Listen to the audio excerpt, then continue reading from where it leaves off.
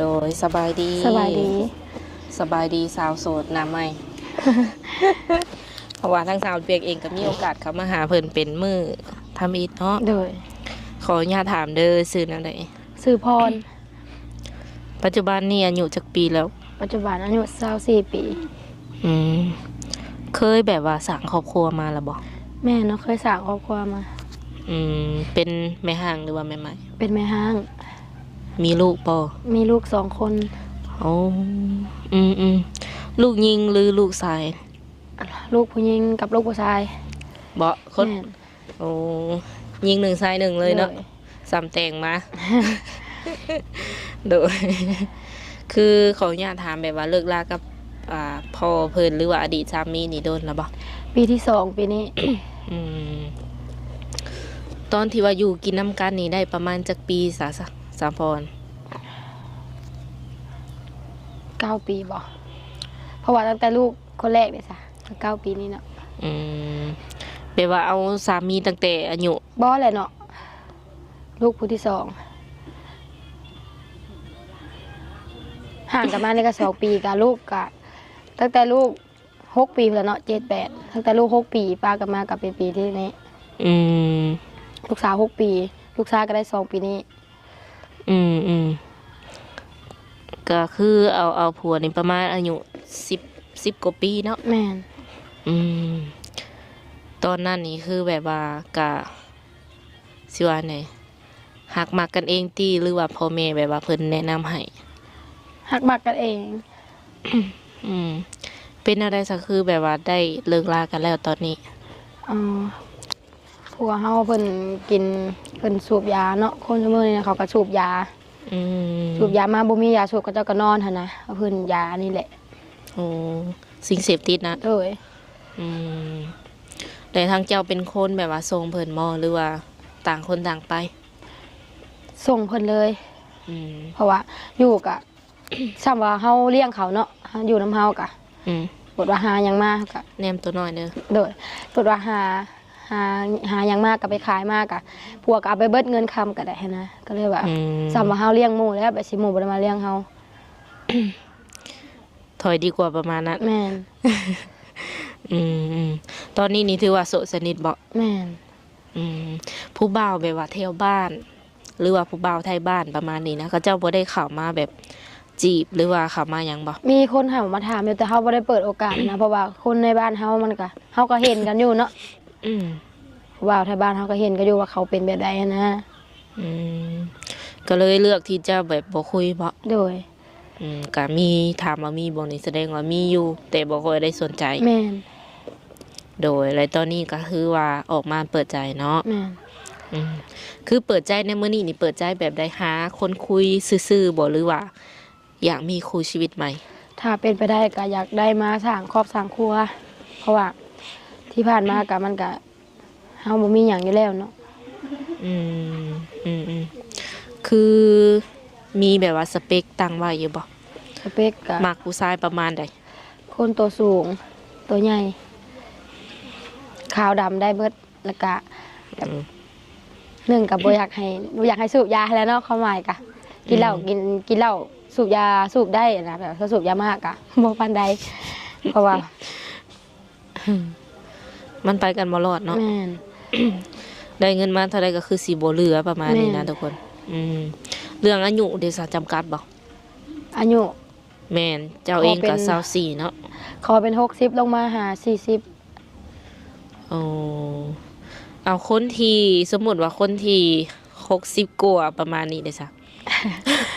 ก็ได้ก็ร่วมกันเบิ่งเนาะคนเฮาก็ต้องร่วมกันเบิ่งก่อนบางเทื่อแบบมันบ่เกี่ยวกับอายุก็มีความฮักนะเสมอเนี่ยมันก็บ่ได้นั่นบางคนก็อายุหลายแล้วเนาะแบบว่า FC นี่นะอายุหลายแล้วแต่ว่าเพิ่นก็ยังดูดีเลยแม่นคือแบบว่ายังคือวัยรุ่นประมาณนี้นะยังน้อยกว่าพ่อแม่เฮาอีกนะสมมุติว่าเพิ่นกว่าเพิ่นก็แม่นอายุหลายอยู่แต่ว่าเพิ่นยังแข็งแรงเนาะก็เลยถามเผื่อไว้ว่าสมมุติว่าเพิ่นจะเข้ามาคุยประมาณนี้นะโดยให้โอกาสคือกันบ่โดยคืออันนั้นประมาณแบบว่าสเปคเพิ่นก็สิเป็นประมาณนั้นเนาะทุกคนใหญ่กว่าเจ้าบ่แสดงว่าแม่นคือเจ้านี่แบบว่า สูงเท่าไหร่นี่เจ้าอยากได้คนตัวสูง ข่อย145แสดงว่าต้องเอาคนแบบว่า40กว่าๆหรือว่า50ขึ้นไปบ่ แม่น เอาซ้ำตัวเองหรือว่าเตี้ยกว่าตัวเองเด้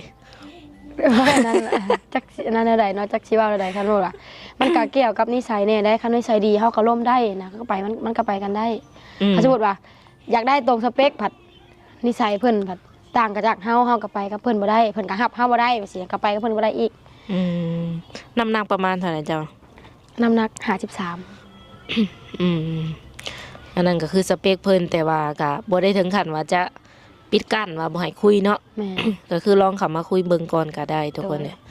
โดย เป็นแนวใดแบบว่าเปิดใจนี่คือ หลายคนก็คือสิฮู้จักแก้วแล้วเนาะ โดย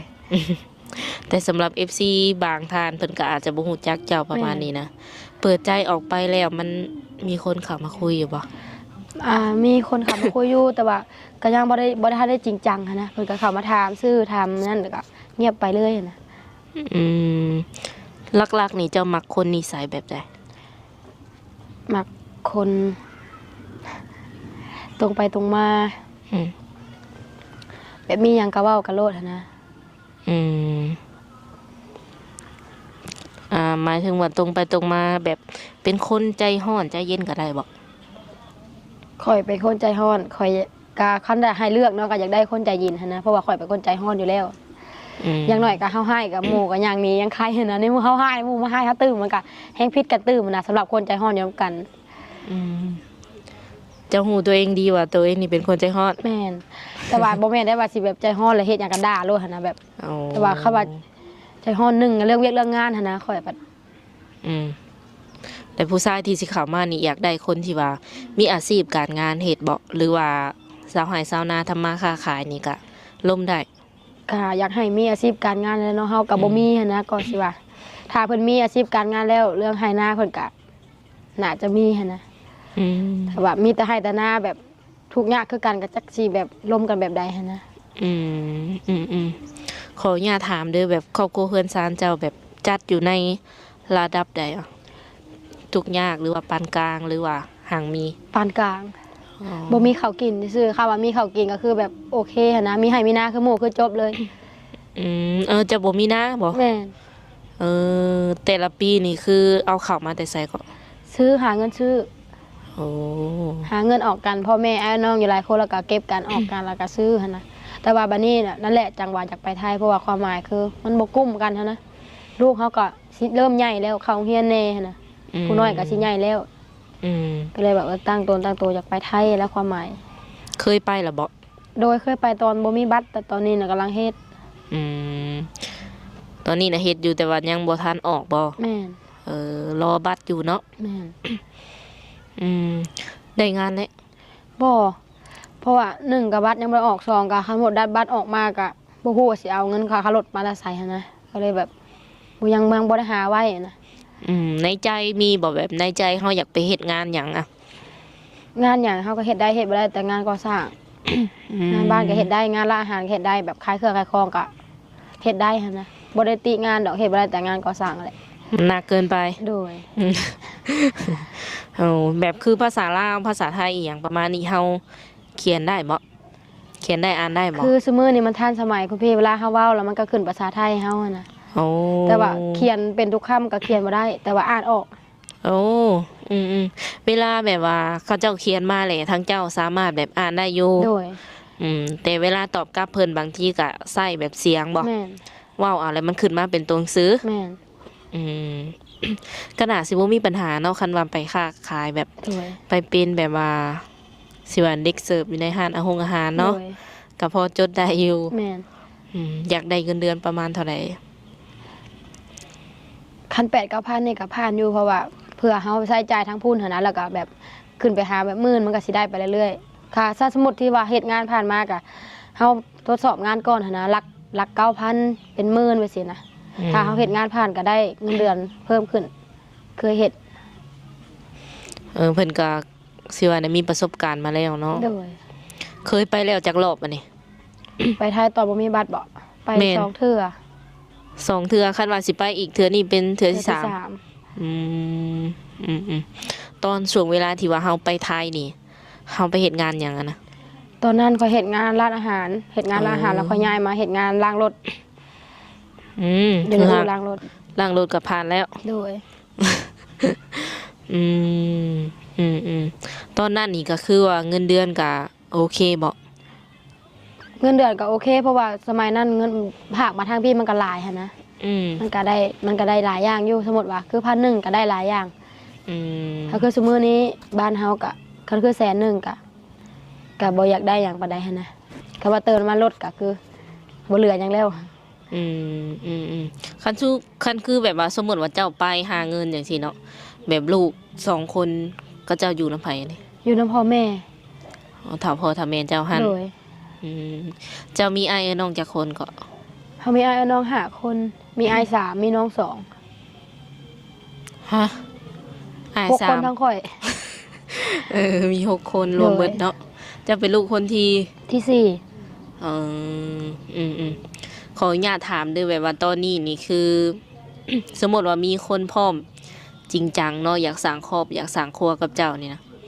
คือทางเจ้าพร้อมแบบสละโสดเลยบ่ ถ้าเพิ่นบ่ติได้ถ้าเพิ่นแบบถ้าเพิ่นมีอนาคตให้แบบให้เฮาดีหั่นนะง่ายๆซะแบบคือข่อยต้องการแบบคันว่ามีครอบครัวข่อยคืออยากออกเฮือนหั่นนะอยากอยู่แต่กับลูกกับผัวความหมาย บ่อยากอยู่แบบว่าน้ำถ้าพ่อถ้าแม่ แม่น มัน เพราะว่าเพิ่นก็ลูกหลายหั่นนะคันว่ามีก็เป็นไปได้ก็แบบอยากได้ดินของตัวเองได้เฮือนเป็นของตัวเองอยู่กับลูกกับผัวตัวเองหั่นนะ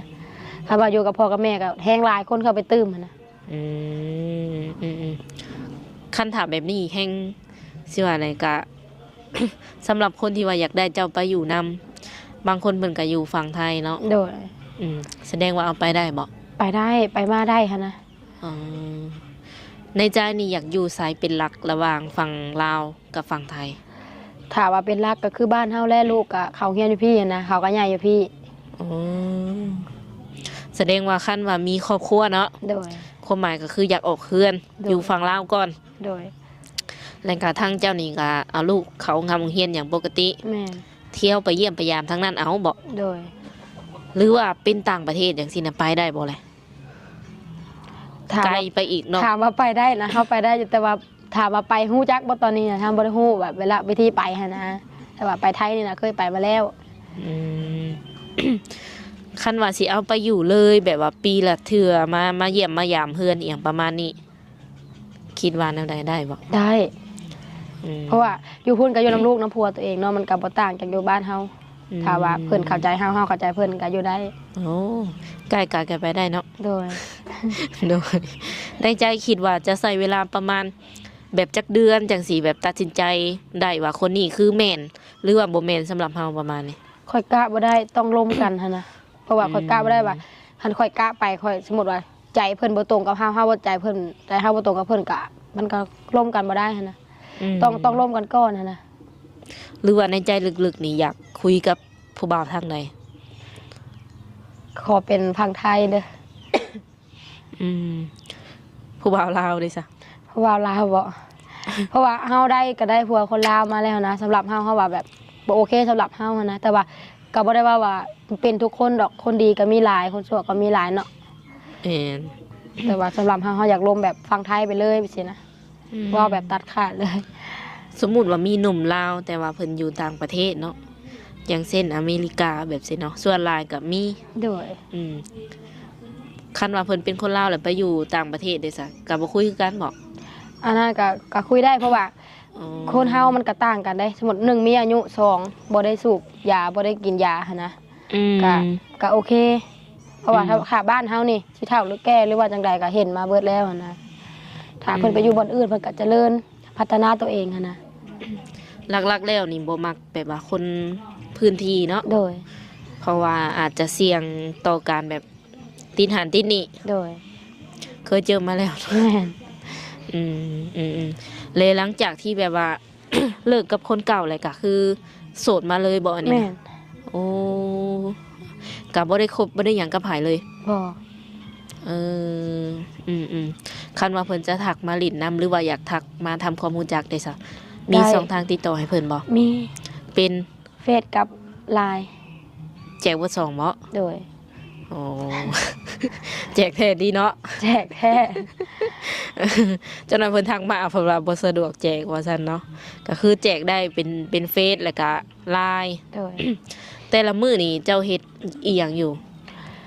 มีงานประจำบ่ บ่ตั้งแต่ค่อยออกงานมาก็บ่ได้ค่อยไปเฮ็ดงานหยังเพราะว่าค่อยแล่นบัสค่อยกระถาไปไทยหั่นน่ะ อืม แต่ก็ยังบ่ได้เข้าเฮ็ดงานหยังเพราะว่าเฮากะถาไปไทยอย่างเดียวเพราะว่าบัสนั้นมันได้เดือนหนึงอะนะก็เลยแบบเฮาก็อยู่นำพ่อนำแม่อยู่นำลูกแบบเต็มที่เฮาไปเฮ็ดงานก็ตั้งใจเฮ็ดงานนั่นน่ะ อืม ก็เลยอยู่นำพ่อนำแม่นะบ่ได้ค่อยไปไส โดย แสดงว่าช่วงนี้ก็มีเวลาตอบแชทแบบหลายอยู่บ่ โดย หรือว่าต้องโทรมาหรือว่าแชทมาเป็นช่วงบ่นี่ เอาตามเพิ่นสะดวกเพราะว่าเฮาก็บ่ได้ค้าหยังหันนะ อืมบ่ว่าสิกลางเว้นกลางคืน โดย ได้เบิด จดแจ้งก็ยอมนะ จนแจ้งก็ได้ว่าซั่น จดแจ้งก็ยอมได้คำว่าเอาจดแจ้งก็ยอมคือกัน เออโดยมักอยู่บ่แบบว่าผู้ชายโทรมาดุโทรมาเรื่อยประมาณนี้ โทรมาได้โทรมาเรื่อยๆได้แต่ว่าแบบจู้จี้จุกจิกก็บ่ฮู้นะสิว่าคือกันเนาะ อืมหมายถึงแบบใดแบบสมมุติว่าเฮาบอกว่าบ่ว่าง แต่เพิ่นก็ยังอยากล้มน้ำประมาณนี้ ก็ บ่ นั่นมันก็บ่โอเคเนาะสำหรับเฮาว่าบ่ว่างก็คือเฮาเฮ็ดเวียกหันนะ เออบ่ได้ไปทางอื่น โดย อืมก็คือแบบว่าล่มได้แต่ว่าอยากให้เข้าใจเนาะสมมติว่าเพิ่นว่าบ่ว่างก็คือบ่ว่างอีหลี โดยคือว่า บ่ได้ ไปเวียกไปงานเด้อคือลากับบ้านเฮาก็มีแต่โมบุญไปงานแจกงานดองสิเนาะ อืม ไปผูกแขนหมู่แขนเพื่อนไปสินะเฮาก็ต้องบอกกันเท่านะ โดย ว่าเขามาลมแล้วก็ต้องบอกกัน โดย คือทั้งเจ้ากับมักไปลิ้นไปเที่ยวอยู่บ่ สำหรับเฮานะค่าบุญบ้านนะเฮาไปอยู่แต่ว่าไปลิ้นไปเที่ยวนะเฮาบ่ค่อยไป แบบว่าไปปาร์ตี้ไผแสงสอกแสงสีนี่แหละ อันนี้นะบ่ได้ตัวอันนี้เคยไปอยู่แต่ว่าหมู่ อืม กินไปด้านแล้วเฮาบ่ไปนํเลย อืม ถ้าเหล้าเบียร์นะเฮากิน มักกินแบบใด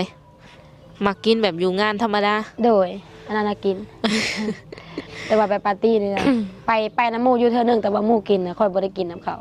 อืมบ่ค่อยมักบ่หรือว่าแบบใด แม่นบ่มักเลยอันนี้บ่มักเป็นนิสัยเลยแต่ว่าเหล้าเบียร์นะเฮากินอยู่ อืมก็ไปลิ้นอยู่บางเวลา โดย บ่ได้ไปทุกมื้อติเนาะ ไปทุกมื้อจังได๋ บ่ อืมบัดสำหรับผู้ชายที่ว่าบางเทื่อเพิ่นก็อาจจะแบบไปลิ้นไปเที่ยวแน่กินเหล้ากินเบียร์แน่จังซี่นะได้บ่ ได้ อ๋อ แต่ว่าคันกินเหล้ากินเบียร์เนี่ยเฮาเว้ากันได้เด้คุณพี่ แต่ว่าคัน อืม ว่าไปติดอันนั้นแหละมันยากนะมันเว้ากันบ่ได้เลยมีแต่อย่างเดียวก็คือตัวนะ อืม ส่วนหลายมีแต่เว้าตัวหลายกว่า โดยสำหรับผู้บ่าวที่ว่าเพิ่นเป็นแบบพอห้างพอหมายบางคนมีลูกติดคือกันกับเจ้าได้ ก็ คิดว่ารับได้บ่ สำหรับเฮาว่าเฮาก็รับได้เพราะว่า อืม ถ้าเพิ่นฮักเฮาเพิ่นฮักเฮาได้เฮาก็ต้องแบบโอเคเนาะแล้วเฮาแบบ อืมคันว่าสร้างครอบครัวใหม่นี่ ลูก2คนนี่เอาไปอยู่นํบ่หรือว่าสิให้เพิ่นอยู่บ้านนำพ่อ ถ้า แม่ ว่าไปไทยบ่ถ้าว่าไปไทยสะดวกไปไทยก็คือเอาลูกไปถ้าว่ามันบ่สะดวกก็คือไปแต่เฮาว่าซี่นะ เออ เพราะว่าหนึ่งอยู่พี่ก็อยู่นำพ่อนำแม่แน่ก็เฮียนแน่หั่นน่ะ อืม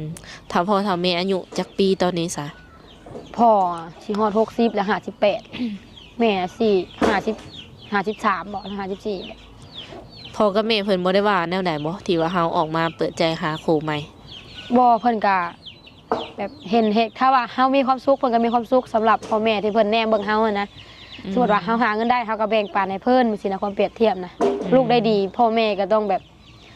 ดีใจ ยิน นํ นำแม่ดีใจนำ ในการเลือกคู่นี่คือแบบว่าเฮาเลือกเองแล้วก็แล้วเลยบ่หรือว่าผ่านพ่อผ่านแม่อีกเทื่อหนึง แต่บางเทื่อเฮาก็เอามาถามได้ อ๋อ แบบผู้นี้เป็นตาล่มอยู่บ่แม่ผู้นี้ผ่านบ่แม่แบบเพิ่นก็แบบนั้นไปตามนิสัยเพิ่นไปตามนั้นเฮาก็บอกเพิ่น อ๋อสมมุติว่าเฮาแบบว่ามีสามีรุ่นราวคราวเดียวกับรุ่นพ่อหรือว่ารุ่นแม่จังซี่นะเพิ่นสิโอเคนำเฮาอยู่บ่ซะคิดว่า มีเฮาเคยถามเพิ่นอยู่ได้เฮาว่าสมมุติว่าแบบมีผู้เฒ่ามาหมักใช่ล่ะ อืม ก็แล้วแต่ลูกเราว่ากันว่าลูกหักกะจักสิว่าได้เราเขาหักกันหั้นนะ คันว่าลูกคันว่ามึงโอเคกูก็โอเคสินะคนบ้านเฮาเขาก็เว้าสิเนาะ อืมแล้วแต่ลูก แม่น อืมแต่ในใจเจ้านี่ทรงสิรับได้อยู่บ่ซะ เฮานะ แม่นทรงสิรับได้อยู่บ่ คันว่านิสัยโอเคสำหรับเฮาแบบว่าไว้ก็โอเคอยู่ อืม ถ้ากินเหล้าโอเค แต่ว่าคันว่ากินอันนั้นล่ะเฮายอมหั้นนะ อืมอายุนี่ก็คือบ่ได้ค่อยแบบซีเรียสหรือว่าโฟกัสปานใด แม่น หลักๆก็คือเรื่องนิสัยบ่ แม่น อืมตั้งแต่เปิดใจมานี่ก็คือแบบเจอหนุ่มๆหลายรูปแบบอยู่บ่หรือว่าเป็นประมาณเดียวกันเข้ามานี่ บ่มีนะยังบ่ทันได้เจอซ้ำแบบว่าเข้ามาแล้วแบบเขาเจ้ามาถามชื่อถามหยังเขาเจ้าก็เงียบไปหั้นนะยังบ่ทันได้ล้มเป็นจริงเป็นจังซ้ำ เท่ากับเว้าปกติบ่หรือว่ามีแบบ เขาตอบ ผิด เพิ่น เถีย ป ง ก กัน ติบ่ยังบ่ทันได้พิษเถียงกันยังบ่ทันได้ล้มกันซ้ำนะถามชื่อแล้วก็ไปเลย อันนี้นะถ้าได้ล้มกันเป็นจริงเป็นจังซ้ำนะความหมายก็ได้แบบถามชื่อถามเสียงเพิ่นก็เงียบไปหั้นนะ อันแต่ละคนน่ะนะ แม่น เจ้าอยากถามเพิ่นอยู่ว่าแบบเพิ่นเป็นหยัง อยากถามอยู่ อยากฮู้อยู่บ่ มีเวลาอยู่บ่อันที่มาล้มนะ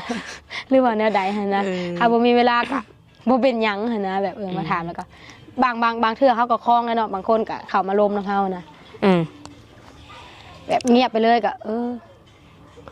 ก็สงสัยเลยเนาะ แม่น เจ้าโสดแท้บ่หรือว่าแนวใดว่าเลย แม่นั่นแหละค่ะสงสัยตอนนั้นแหละ เพิ่นโสดอยู่บ่เพิ่นมีเวลามานี่บ่นี่น่ะญาติเวลามาบ่เรือใดหั่นนะ เออ